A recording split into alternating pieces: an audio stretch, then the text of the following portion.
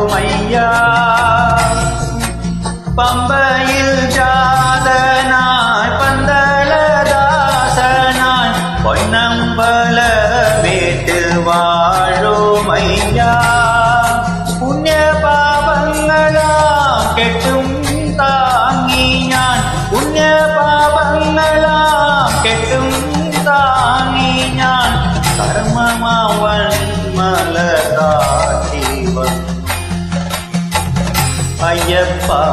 മറ്റെന്നും കണ്ടില്ലൊരാശ്രയം സ്വാമി